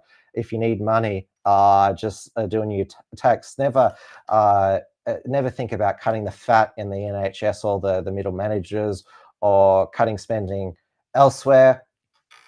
Other waste, maybe deporting all the illegal migrants, not spending millions and housing them in 4 or 5 stars hotels. So again, the BBC, they had to withdraw a verify because they grossly overstated what they understated the amount of farms that would be caught up in this inheritance tax. But Rachel Reeves, the Chancellor, said she's not for turning on this tax. Turns out she lied about being a senior banker in the Bank of Scotland. She was basically just a branch clerk. She basically tried to claim that she was an executive. And now Keir Starmer this week announced that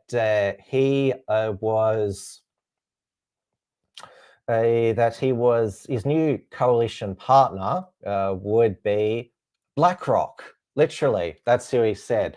I'm determined to lever growth, create wealth, and put more money in people's pocket. This can only be achieved by working in partnership with leading businesses like BlackRock to capitalize on the UK's position as world-leading hub for investment. So yeah, saying the quiet bit out loud now, basically. So yeah, the heaven help the UK. But that's not all. So Keir Starmer, not content with the continual jailing of patriots. The latest is an ex-soldier, Daffron Williams. He has been sentenced to prison for writing on Facebook, "Civil war is here. The only thing missing is bullets. That's the next stop." He was a veteran of Iraq and Afghanistan who has PTSD, said this after the Southport stabbings. So he has been imprisoned for, if we go further down here, so he has been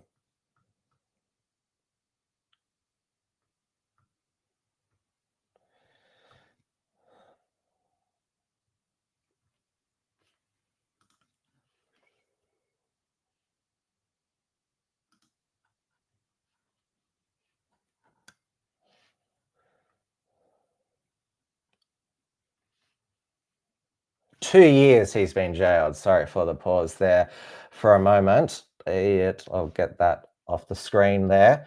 So not content with jailing more patriots, Keir Starmer, his latest policy is his respect orders. Respect my authority.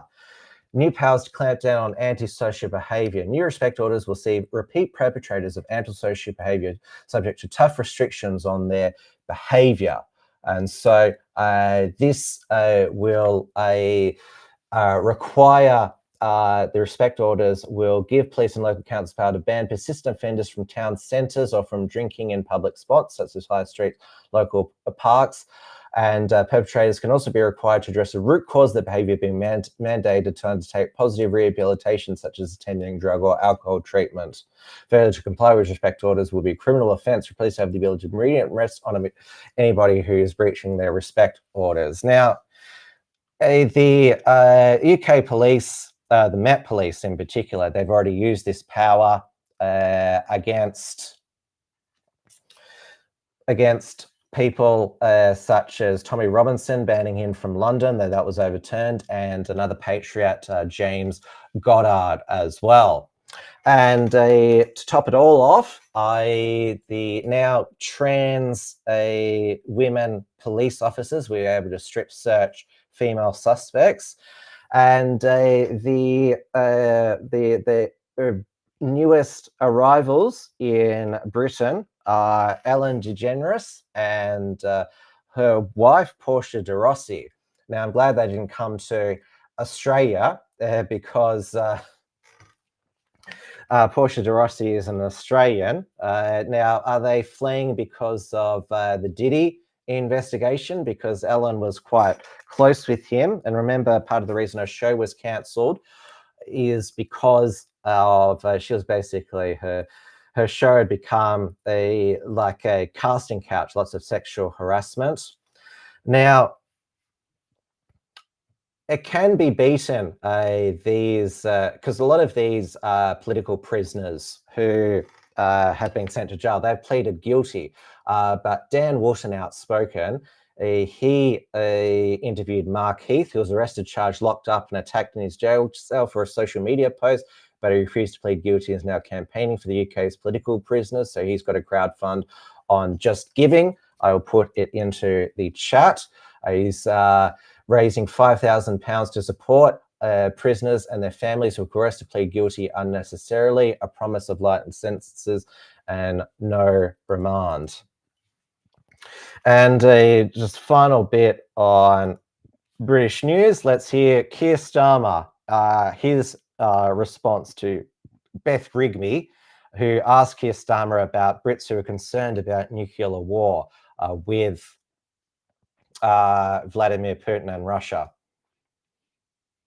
Just quickly, Russia's also threatened nuclear escalation. Are you comfortable with that when people at home are watching this, worrying that you could put us at risk? Well, it's very important. It's very important that we're steadfast in our support for Ukraine. Russia is the aggressor, even if Russia it unleashes nuclear war. Russia has to be the one that makes the move to stop this war. It's within their gift, but we must support Ukraine. It's impacting not just Ukraine; it's impacting the rest of the world, including the UK. Is your message to viewers back home that there will not be a nuclear war, because that is what Russia is threatening?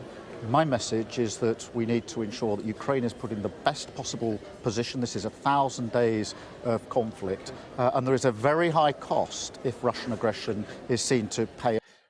Yeah, there's a very high cost of nuclear a war breaking out if you continue to provoke Putin and Russia. But Keir Starmer, of course, he'll be fine. He has probably got his bunker.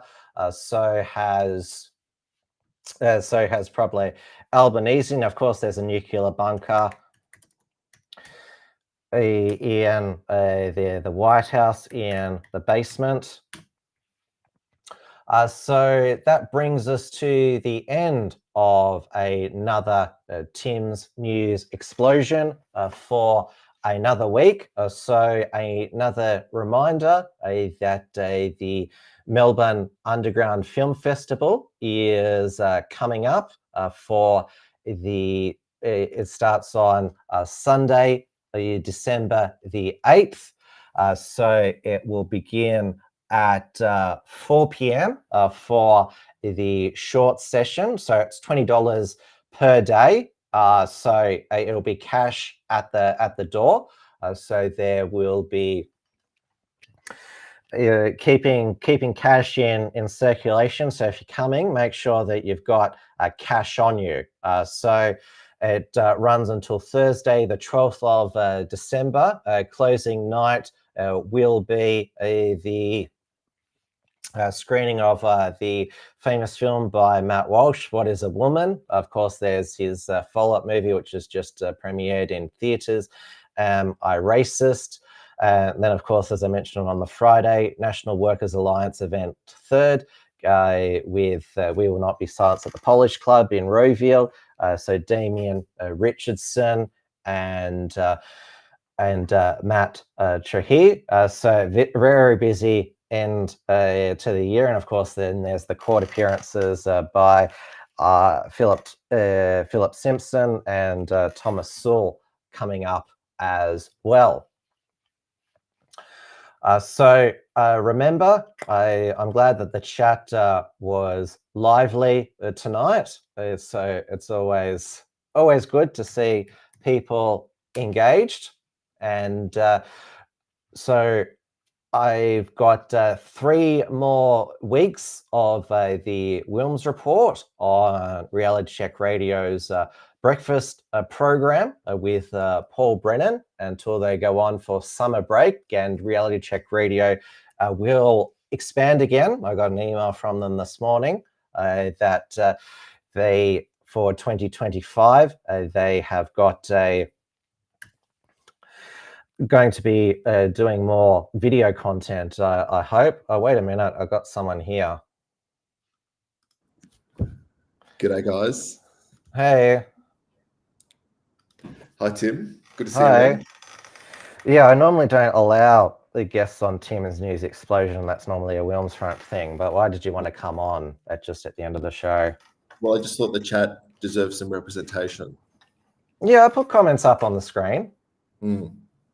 Well, infrequently and rarely, I would say. What about your doxing of Phil tonight? Where is that going to go? What are we talking about? It's the news. Well, it wasn't mentioned in the news, in the actual news itself. Well, the police never mention people by name. So you thought you'd take it upon yourself to do that? I'm reporting the news. So how do you know it was that individual? I found out through a source. Hi, Mark, by the way. You found out through a source. Okay. So you're asking me to reveal my sources? I'm not going to do that. No, I didn't. So there you go. Okay.